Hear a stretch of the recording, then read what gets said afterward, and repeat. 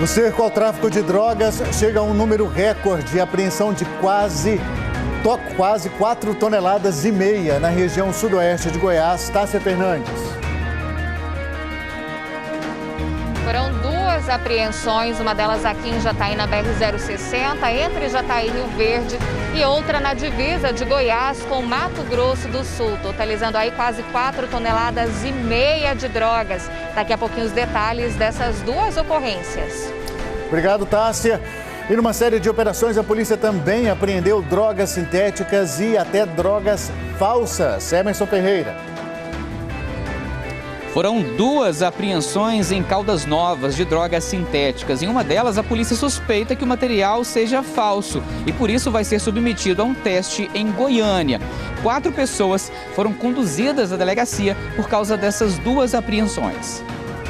Detalhes em instantes. E essa quarta-feira de filas em frente à Caixa Econômica Federal, que diminuiu o horário de atendimento para os chamados serviços essenciais. Foi longa espera para resolver problemas com o auxílio emergencial.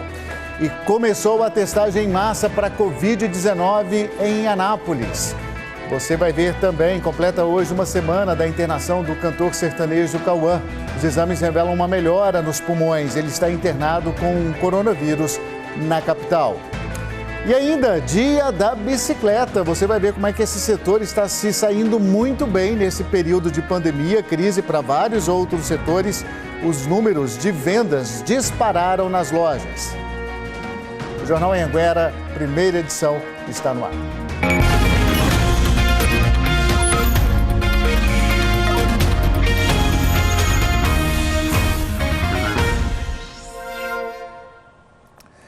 Olha, em menos de 12 horas, quase 4,5 toneladas de drogas apreendidas. Isso em 2 operações aqui no estado.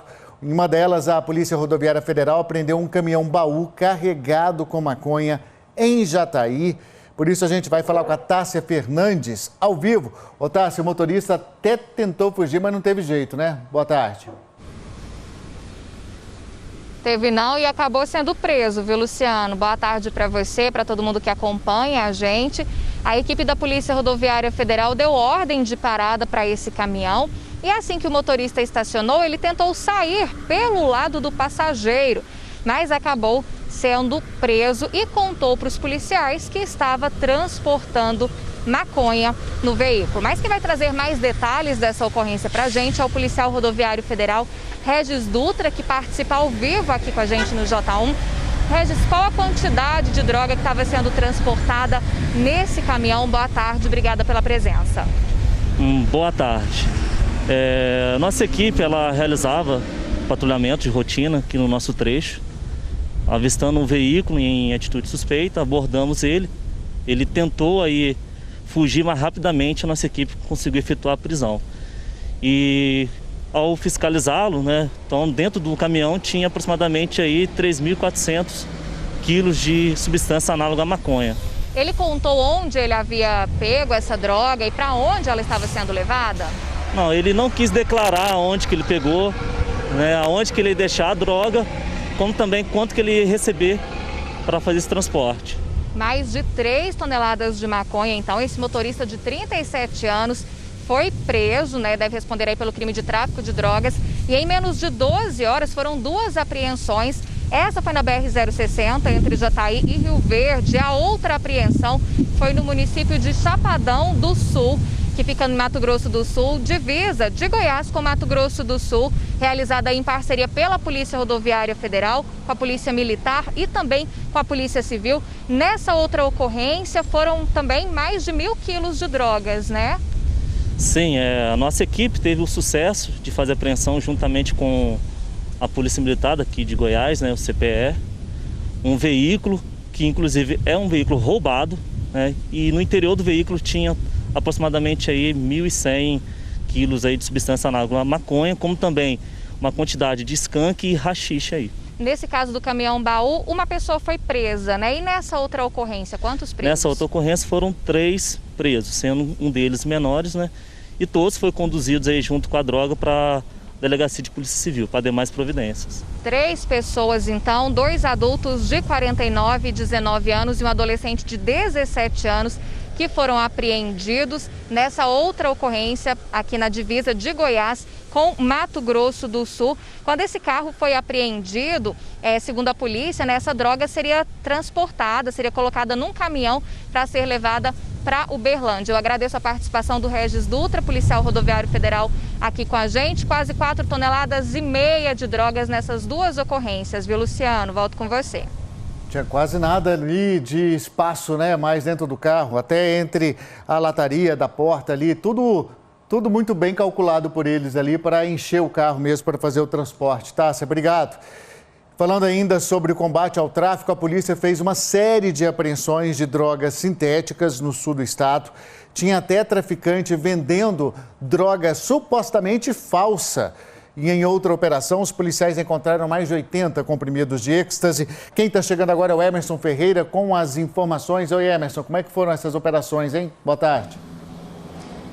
Oi, Luciano, boa tarde para você, boa tarde para todos. Pois é, os 2 casos em Caldas Novas. Eu começo falando de um que foi por meio de denúncias, viu? A polícia recebeu diversas denúncias e foi até o local, já que pessoas estariam vendendo drogas. E quando chegou lá, essa denúncia foi confirmada. Eram 2 irmãos que estavam vendendo drogas, segundo a polícia, dentro de um condomínio. Eles foram primeiro em um apartamento onde estava um rapaz. Com ele, a polícia localizou 200 papelotes que possivelmente seria de LSD. E ele disse que também a irmã estaria também traficando drogas. A polícia então foi até onde estava a irmã dele e também localizou com ela mais de 200 papelotes de LSD e também uma certa quantia em dinheiro. Os 2 acabaram confessando que estavam vendendo drogas. Foram levados para a delegacia. Quando chegou na delegacia, esse material foi submetido a um teste preliminar que não constatou que seria LSD, poderia ser uma droga falsa. Esse material então foi encaminhado para Goiânia, onde vai fazer um exame mesmo para detectar se é ou não LSD, se era esse material ou se eles estavam vendendo droga falsa. Por causa disso, os irmãos acabaram sendo liberados. O outro caso, também de Caldas Novas, foi durante uma abordagem de rotina, um patrulhamento. A polícia viu 2 pessoas em atitude suspeita e acabaram parando essas 2 pessoas. Era um homem e uma mulher. Com essa mulher, a polícia localizou 80 comprimidos de êxtase e também uma certa quantia em dinheiro. Essa mulher acabou sendo conduzida para a delegacia juntamente com esse homem que estava com ela. Os 2 também agora já estão à disposição da justiça, Luciano. Agora a gente aguarda o resultado para saber se esse LSD, do primeiro caso que eu falei, era sim droga ou se eles estavam vendendo droga falsa. A gente está acompanhando, Luciano. Vai saber que tipo de substância, tem nisso daí, né? Pode fazer muito mais mal, inclusive, né? Já é arriscado. A droga em si já pode matar, imagina nessas coisas aí ou nesses produtos que eles acabam colocando. Obrigado, Emerson. Em Anápolis começou hoje o primeiro dia de testagem em massa, falando agora do acompanhamento da Covid-19. Então a gente vai para lá falar com a Liz Mendes para saber direitinho como é que vai funcionar esse processo, porque teve até recorde de confirmação aí na cidade, recorde triste, né, Liz? Boa tarde.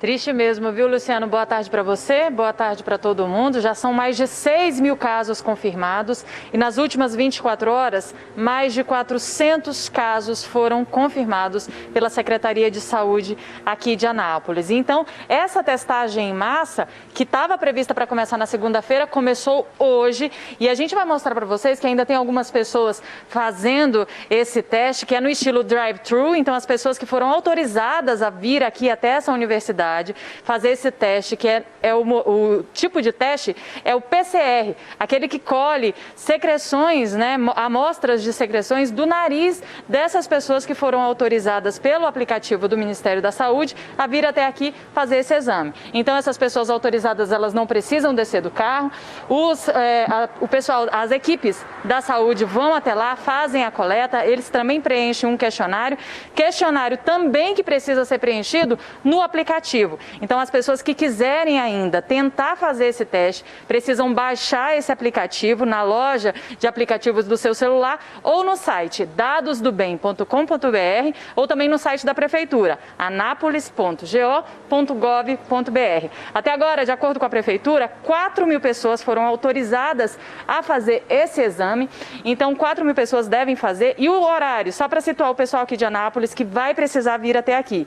A entrada das pessoas que vão fazer o exame está sendo pela Avenida Universitária e a saída aqui pela Avenida Brasil, das 8 da manhã até o meio-dia e de 1 da tarde até as 6 da tarde. A previsão da Prefeitura é que esses exames sejam feitos até o dia 14 de setembro, mas também tem uma previsão de prorrogação à medida que as pessoas que forem baixando esse aplicativo também forem autorizadas a fazerem esse exame. Como a gente começou falando, né, tivemos um recorde triste de casos, mais de 400 casos confirmados nas últimas 24 horas aqui em Anápolis. Luciano. Por isso é importante o teste, né, Liz, para saber qual é o real avanço da doença na cidade. Eu queria até mostrar aí essas imagens atrás de você. Estava falando do PCR. O PCR é aquele que se faz com a haste, né, e com algodão, Liz, e ele detecta o vírus. Por isso, o aplicativo Dados do Bem, porque ele vai fazendo uma filtragem ali com as informações que quem baixar o aplicativo vai colocando para saber se a pessoa realmente precisa ir até ao local fazer o teste. Por exemplo, teve contato com alguma pessoa que testou positivo ou tem suspeita, então vai fazendo essa filtragem aí, Liz, né, para depois acontecer realmente o exame. Só mais uma coisa, Liz, quanto tempo fica pronto o resultado?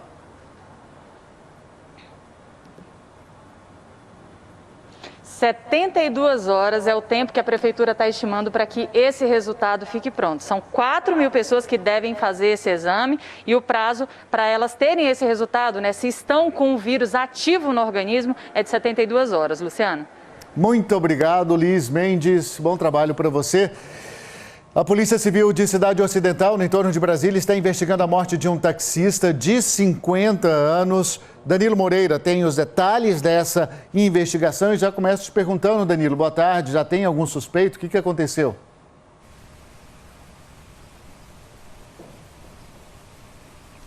Oi, Luciano, boa tarde a você, boa tarde para todo mundo que acompanha o J1. Então, Luciano, o delegado não respondeu essa pergunta, alegando que poderia atrapalhar nas investigações. Em nota, a Polícia Civil disse que investiga um possível latrocínio, que é roubo seguido de morte. Ao todo, até o momento, 5 pessoas já foram ouvidas, entre vizinhos e também parentes. Este crime, como você disse, Luciano, aconteceu em Cidade Ocidental, aqui no entorno do Distrito Federal. Segundo a Polícia Militar, 2 bandidos de madrugada invadiram a casa da vítima, o taxista Sérgio Porfírio, de 50 anos. Tudo foi muito rápido, os criminosos mataram a vítima a facadas. A mulher dele conseguiu se esconder no banheiro, onde pediu socorro. Abalada, ela estava muito abalada e ela não quis gravar a entrevista com a gente, mas disse que não reconheceu os criminosos. A Polícia Militar disse ainda que a vítima foi socorrida com vida e a vítima conseguiu passar detalhes para os policiais sobre os criminosos. Familiares da vítima vieram de São Paulo e eles estão tentando buscar entender tamanha crueldade que fizeram aí então com este homem. Eles acreditam que este crime tenha sido planejado, já que os criminosos apagaram as luzes de todas as casas do condomínio, menos da casa da vítima. Nós conversamos com um parente aí e ele traz mais detalhes pra gente, nós vamos ver agora. Tiveram, assim, a audácia de chutar a porta, até estourar a porta. Na hora que estourou a porta, entraram para dentro, esfaquearam ele, pegaram a televisão e fugiram. Justiça, com certeza. O meu irmão não merecia isso. O corpo da vítima foi enterrado ontem em Cidade Ocidental e a gente continua acompanhando os desdobramentos deste caso, viu, Luciano? Obrigado, Danilo. Muito triste, né? Toda força aí para a família, viu? Rodovieta.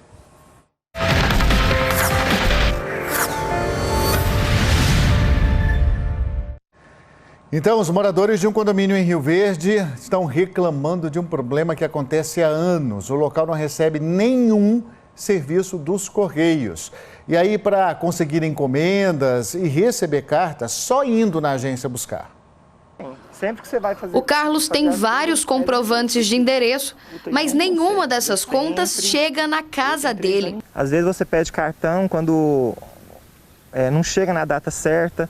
Aí você tem que ligar, você tem que ir na loja, pedir o código de barra do produto, entendeu? E é aquela burocracia danada, né? Esse mesmo problema é enfrentado por todos os moradores desse condomínio em Rio Verde. Toda vez que precisam receber alguma encomenda, é sempre um constrangimento. E, obviamente, isso acaba gerando bastante dificuldades, né? Porque temos que ficar dependendo de favores, de amigos, de parentes, para poder estar recebendo as nossas correspondências. O condomínio foi entregue há 4 anos e tem 430 apartamentos que nunca receberam nenhum serviço do Correios, nem correspondência ou tampouco encomendas. Os moradores ficam sem entender o porquê desse problema e dizem que casas e prédios vizinhos recebem esses serviços normalmente. Esse mesmo serviço de correspondência é ofertado pelo Correio para os cartórios aqui do bairro, para o condomínio residencial, vizinho de muro do condomínio. Então não justifica porque que nós somos mais de 1000 moradores aqui, nós não temos esse tipo de serviço ainda.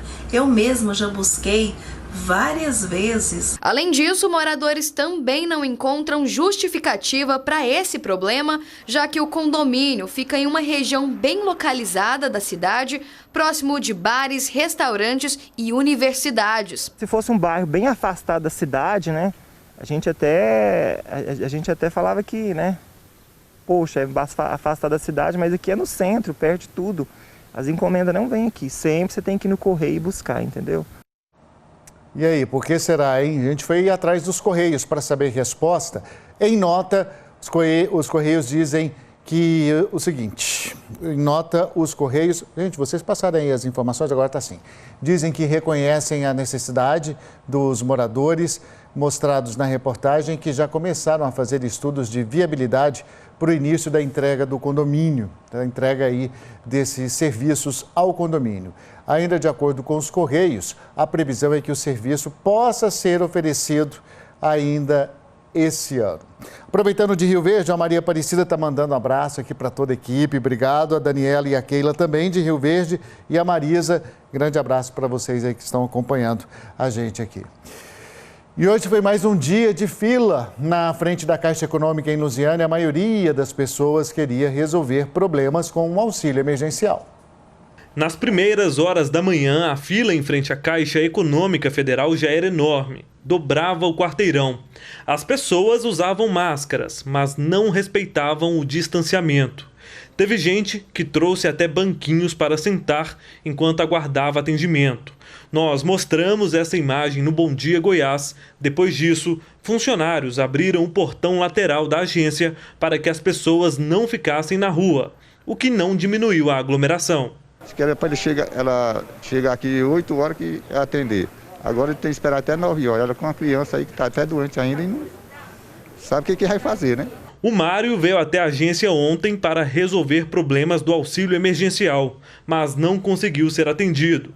Ele conta que hoje chegou às 2h40 da madrugada. Foi o primeiro da fila. Tudo isso para conseguir sacar a terceira parcela do benefício. Eu cheguei aqui 2h30, 2h40, né? Para resolver um problema do auxílio aí, 2 parcelas que caiu na minha conta, as 2 primeiras caiu, aí depois não caiu mais. A Caixa Econômica Federal anunciou no início dessa semana a redução no horário de atendimento nas agências, que agora passa a ser feito de 8 até a 1 da tarde. Disse ainda que ninguém precisava madrugar na fila, já que todos seriam atendidos. A redução no atendimento foi de 1 hora, já que antes era das 8 até as 2 da tarde. Notícia que não agradou quem precisa do atendimento na agência. Tinha que ser normal para poder resolver o que o povo quer, precisa resolver logo, né? O assunto agora, queimadas. Os bombeiros tiveram bastante trabalho para combater um grande incêndio que atingiu 4 fazendas da região. Mais de 2.000 hectares foram atingidos. Lembrando que em todo o estado de Goiás, os bombeiros já combateram neste ano quase 5.000 queimadas. A Ana Paula Moreira está ao vivo lá do sudoeste goiano de Rio Verde para falar dessas fazendas que foram atingidas e quais são os prejuízos para o meio ambiente aí, hein, Ana? Boa tarde. Uma região Luciano, boa tarde para você, boa tarde para todo mundo. Esse incêndio começou ontem, no começo da tarde. Como você disse, atingiu 4 fazendas aqui da região. Foram vários focos de incêndio, na verdade, que chegaram a atingir até a mata nativa aqui próximo. Os bombeiros tiveram dificuldade, eles trabalharam aí durante 9 horas para fazer esse rescaldo, para apagar todo esse fogo. Mas quem vai explicar melhor para a gente sobre isso, que está aqui comigo, é o comandante do Corpo de Bombeiros, Hamilton Conceição. Comandante, muito obrigada pela sua participação. Seja bem-vindo ao Jornal Anhanguera. Conta pra gente, o bombeiro teve muita dificuldade para apagar esse incêndio. Como é que foi feito esse trabalho? Boa tarde. Boa tarde a todos. O incêndio de ontem foi um incêndio assim, característico desse momento que nós estamos vivendo agora, que seria esses meses de julho, agosto e setembro. Nós já atendemos 285 ocorrências, caminhando para 300 atendimentos só na parte de incêndios, e em específico essa ocorrência de ontem foi uma série de fatores ali que contribuíram. A temperatura elevada, a própria umidade relativa do ar muito baixa, a vegetação também muito seca, contribuiu para que o incêndio se iniciasse e, felizmente, o apoio, a integração mútua entre os produtores rurais, a cooperação que está sendo muito bem levada a sério, e diminuiu e minimizou os riscos até a chegada nossa da corporação no local. Comandante, como você disse, esse clima muito quente e seco é propício então para esses incêndios, mas tem também esses incêndios propositais, esses incêndios criminosos? Sim, já tivemos casos em que pessoas foram detidas, aqui tanto no perímetro urbano, que foi a maioria em lotes baldios, enfim, e também casos na zona rural. Cabe ressaltar que é um crime a utilização de fogo, né, para incendiar, que seja propriedades particulares ou que seja propriedades rurais, enfim, para que seja feito de forma correta, existe em casos a autorização. Nesse período, inclusive, não é aconselhado fazer uso de queimada, mesmo que seja queimada controlada, porque a possibilidade de fuga do controle e provocar um incêndio com destruições, com consequências mais danosas tanto ao meio ambiente e para a própria comunidade rural é uma preocupação da nossa corporação. Muito obrigada, comandante, pela sua participação. Então é isso, Luciano, seguir as orientações sempre do Corpo de Bombeiros, né? A gente sabe agora desse período muito quente, muito seco, é muito propício para essas queimadas, para esses incêndios. Então é importante sempre contar com essas orientações do Corpo de Bombeiros. Eu volto com vocês. É isso aí, Ana. Muito obrigado, viu, pelas suas informações e pela participação aqui ao vivo com a gente. E agora tem uma notícia triste. Morreu no Hospital de Queimaduras de Anápolis Marcela Uchoa, a menina de 10 anos, que foi internada no dia 22 de julho, depois de sofrer um acidente doméstico em Manaus. Bruno Mendes está chegando com as informações aí para dar essa história e os detalhes agora, porque a família, além dessa perda toda, está planejando a volta para o Amazonas no meio dessa notícia, né, ô Bruno? Muito boa tarde para você. Imagine só, Luciano, como será difícil esse retorno, né? Boa tarde para você, para quem nos acompanha em todo o estado de Goiás. Olha, o traslado com o corpo da menina está previsto para sair de Goiânia, agora por volta do meio-dia, com destino a Manaus, no Amazonas, onde a criança será enterrada. Marcela Souza Figliuolo Uchoa, de 10 anos, estava internada no Hospital de Queimaduras aqui em Anápolis desde o dia 22 de julho. O pai da criança disse que ela teve complicações respiratórias por conta do acidente e não resistiu. A família é de Indaiatuba, no interior de São Paulo, e a criança estava passando, nessa pandemia, uma temporada na casa da avó, lá em Manaus, capital do Amazonas. No dia 1º de julho, enquanto brincava com um primo na casa da avó, ela tentava matar um carrapato usando um vidro de álcool, brincando com fogo e álcool. Houve uma explosão, o fogo acabou pulando para o vestido da menina. Ela teve 62% do corpo queimado. Teve queimaduras de 3º grau nas pernas, no braço e também no tronco. Marcela passou por 3 unidades de saúde até chegar aqui no Hospital de Queimaduras de Anápolis, que é referência nesse tratamento. Com muito pesar, com muita tristeza, a família agradeceu o apoio de todos os goianos, de todo mundo que ajudou, principalmente dos moradores aqui de Anápolis, que doaram roupas, doaram alimentos, sangue e dinheiro também para custear o tratamento da criança. A gente, claro, lamenta, né, Luciano, esse desfecho. Demais, viu, Bruno? Ainda mais vendo as imagens, né? Tanto que ela estava ali saudável E fica aí o alerta para todos os pais nesse período aí que muita gente está usando mais álcool mesmo, né, para não ter que enfrentar uma situação tão difícil. E como você disse, a nossa solidariedade para essa família. Um abraço bem apertado no coração de todos. Vídeos gravados por um motorista mostram infrações numa rodovia aqui do estado. Foi na região sudoeste. Dá uma olhada. Na gravação feita na GO 206, entre Quirinópolis e Caçu, 2 motociclistas fazem malabarismo na pista. Empinam as motos por diversas vezes. Um deles ainda coloca os pés no chão, apesar da moto estar em movimento. Depois, os 2 são ultrapassados por uma caminhonete e seguem o percurso com malabarismos e várias infrações de trânsito. Segundo a Polícia Rodoviária Estadual, a gravação teria sido feita no fim da tarde desta terça-feira. Um dos motociclistas já foi identificado. Isso não é fazer graça, né, gente? Isso é irresponsabilidade mais egoísmo. Porque a pessoa pode até decidir colocar a vida dela ali em risco, mas nesse caso aí ela está arriscando provocar acidente envolvendo outros veículos. E aí sim ela está arriscando também a vida de outras pessoas. Bom, vamos ficar mais leve agora? Roda a vinheta.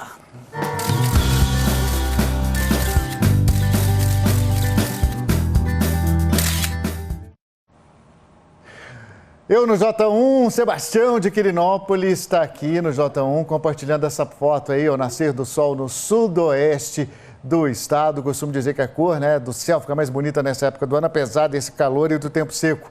A Helenita de Três Ranchos, ela é uma apaixonada por orquídeas. E quem não é, né, Helenita? Dura é conseguir deixar ela bonita desse jeito aí, como você está mostrando pra gente. Ó, parabéns, hein, pelo cuidado. Cuida com muito amor aí para ter de presente essas lindas flores todo dia. Então, parabéns para a Heloísa, que está fazendo 5 aninhos de idade. Olha que princesinha, ela é de Goianésia, a vovó, o vovô, todos da família estão fazendo essa homenagem para você aqui no J1, desejando o parabéns e felicidades, o melhor dessa vida para você. O Divino Rodrigues de Anápolis fez uma foto que ficou show de bola. Olha aí, registro que ele compartilhou aqui com a gente. E a Milena de Quirinópolis, lá no sudoeste, ela acaba de completar 7 anos, celebrou ali nesse período de pandemia, daquele jeitinho, mas ó, teve comemoração com os pais. Parabéns, Milena, muitas felicidades aí para você. Vou aproveitar também, já que a gente está participando aí junto com você, aqui no Jornal Anhanguera, a primeira edição, você nos ajudando a fazer o jornal. O Petrônio e a Ana estão pedindo um abraço.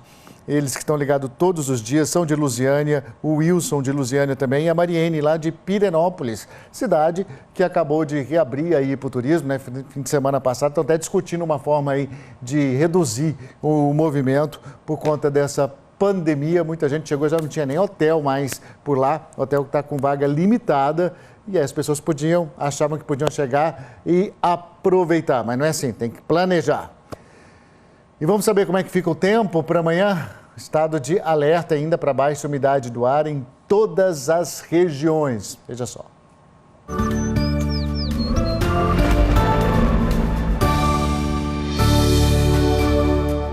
Tempo continua seco em todo o estado por conta da baixa umidade. Quarta-feira vai ser de sol em todas as regiões, sem previsão de chuva. A umidade mais baixa é registrada no leste do estado, fica em 16%. No oeste, calorão. A máxima pode chegar a 38 graus. Em Porangatu, no norte de Goiás, registra a umidade mais baixa, 19%.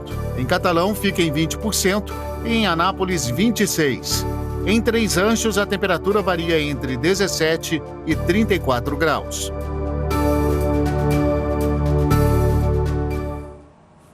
Pois é, inverno, né? De baixas e altas temperaturas em Goiás. Tem até uma previsão aí de friozinho a partir de quarta-feira, viu? Sábado já tá aí, pode ter 5 graus, a mínima de 5 graus. Mas nessa variação aí de temperatura, nesse calor e frio, sabe quem paga essa conta? A nossa imunidade. Mas tem quem tire proveito, viu? Quem não consegue lucrar com o calorão, arranja um jeitinho de amenizar e superar os dias quentes. O inverno vai se despedindo com cara de verão em Goiás. O sol a pino e os termômetros nas alturas marcaram as últimas semanas no estado. Bom para o Aparecido, que conseguiu recuperar as vendas, já que no fim do mês passado, por conta do frio, ele só vendia 12 garrafinhas de água por dia. Agora saem até 70 garrafas e no horário de pico é ainda melhor. Para mim agora é hora de eu fazer o pé de meia. Se de um lado o calor está favorecendo as vendas do Aparecido, do outro, na Casa da Madalena, está causando desconforto. E com a baixa umidade do ar, o jeito é recorrer a algumas técnicas caseiras para suportar melhor esses dias. Eu coloco balde de água no quarto, tenho vaporizador, né? E tenho ventilador. O céu assim limpinho é um sinal de alerta. Quer dizer que o ar está seco, que não tem umidade suficiente para formar as nuvens. E foi analisando esse cenário que o Instituto Nacional de Meteorologia emitiu o alerta laranja para boa parte de Goiás. Isso quer dizer que nesses lugares a umidade relativa do ar não deve passar dos 20%. E para que ninguém sofra com a secura, o Aparecido tem uma dica. Consumir mais água, tomar coisa líquida, né? Água mineral, água de coco. Vem aqui em mim aqui que eu estou aqui esperando. Está nesse momento, em torno ali dos 20%, a gente acaba tendo alguns sintomas como a garganta começa a arranhar, a gente também começa a tossir, tem dificuldade de respirar. Eu estou aqui com a especialista no assunto, a otorrinolaringologista Juliana Caixeta, que pode confirmar ou corrigir isso que eu estou falando. Doutora, boa tarde para você. Esses sintomas são comuns para quem se expõe ao ar livre, assim, nessas condições climáticas? Boa tarde. Boa tarde. Então, essa época do ano é muito crítica para quem mora aqui na região centro-oeste. A gente fica com a umidade do ar baixa durante muitos meses por ano. Isso tem se agravado pelo uso das máscaras. A gente precisa fazer mais esforço para respirar, precisa fazer mais esforço para falar. E tudo isso vai ressecar muito o nariz, a garganta, o pulmão e vai trazer uma série de coisas desagradáveis para a gente. E é perigoso também, justamente nesse momento que a gente está vivendo, porque são sintomas que podem lembrar o início ou sintomas parecidos com o da pandemia, né? Isso mesmo. Então, a dor de garganta que acontece muito por causa da baixa umidade do ar é um sintoma bastante comum, né, do coronavírus. Tosse, mal-estar, dificuldade para respirar. Então, acaba que esses sintomas se confundem um pouco e uma coisa piora o desconforto da outra. E com relação a esse período, o que as pessoas devem fazer? Se expor menos ao ar livre? Como que faz? Então, uma das coisas que a gente sempre recomenda é reforçar a hidratação, principalmente porque a gente está usando máscara. Então, no período que estiver em casa, que estiver sem máscara, que estiver num ambiente seguro, reforce a sua hidratação. Pessoas mais idosas, pessoas que já têm problemas respiratórios, crianças que são menos sensíveis às perdas hídricas, têm que reforçar. Atividade ao ar livre, gente, muito cuidado, carregue a sua água, dá uma olhadinha no celular para conferir a umidade do ar. Essa umidade abaixo de 20% não é recomendada para atividade física ao ar livre. Com uma temperatura tão alta como essa em torno do meio-dia, o risco de você ter uma desidratação, ter um mal-estar em decorrência disso é muito grande. E com relação às queimadas, também prejudica, né? É mais um agravante a todo esse cenário seco, pandemia, tudo isso agrava a situação, né? Isso mesmo. Então, a fumaça que é produzida nessa época, ela não tem como ser depurada do ar, porque o ar está muito seco. Então, além de se espalhar com mais facilidade, aquela fumaça inalada, para quem tem asma, para quem tem rinite, para quem tem bronquite, acaba sendo um veneno mesmo para a via respiratória. Doutora, muito obrigada pela sua participação aqui no Jornal Anhanguera. E só lembrando, né, que nesse tempo seco, Luciana, além da máscara que a gente tem que usar em respeito a nós e aos outros, é também muito importante andar sempre com uma garrafinha de água na mão. Pois é, Ulise, olha, não tem uma boa notícia em relação à previsão de chuva, viu? A temperatura pode cair realmente, deve cair até o fim da semana, mas infelizmente a gente deve continuar com tempo seco e sem possibilidade de chuva aqui na nossa região centro-oeste. Obrigado, viu, Ulise? Bom trabalho para você. E a revisão de um decreto que permitiu a reabertura dos parques públicos nesta manhã em Rio Verde. Muita gente, inclusive, já aproveitou para retomar as atividades físicas. O movimento pela manhã foi intenso. Muita gente aproveitou o primeiro dia de reabertura do parque para fazer atividade física. A Graciele aproveitou a manhã de sol e levou a filha para brincar. Devido a tudo que a gente está passando, eu acho que agora é um horário, uma época boa assim, para a gente estar andando no parque. A gente mora aqui perto, né? Ela sempre passava, ficava vendo fechado. Aí agora que está aberto, a gente está aproveitando. Os parques foram os últimos locais a serem liberados pela prefeitura. Depois de 4 meses fechados, eles voltaram a abrir, mas agora com novas regras. Para entrar, só de máscara. Alguns espaços de atividades coletivas não serão abertos. Será proibido fazer piqueniques e qualquer tipo de comércio dentro do parque. As medidas são para evitar ainda mais a disseminação do novo coronavírus. A decisão foi publicada em uma nota técnica feita pela Secretaria de Saúde. É muito importante que a população entenda que, nesse primeiro momento, essa nota técnica tem que ser seguida à risca, né? Porque aí nós, infelizmente, estamos no meio ainda de uma pandemia. Essa flexibilização, a gente sabe que essa pandemia ela não atingiu só a saúde física, mas a saúde mental, e as pessoas ficaram muito tempo enclausuradas dentro de casa.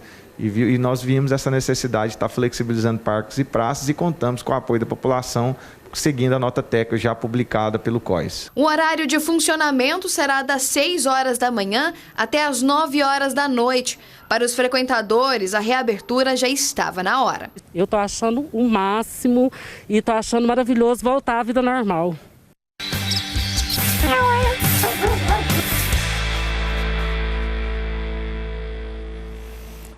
Só uma coisinha ali, você viu na última reportagem, ela falou voltar à vida normal. A gente não está ainda na vida normal, gente, né? A gente tem que tomar todos os cuidados, apesar dessa flexibilização. Agora sim, Acha o Meu Pet, o Sérgio do Parque Brasília, em Anápolis, mandou pra gente a foto desse cãozinho aí, ó, o filho do Sérgio.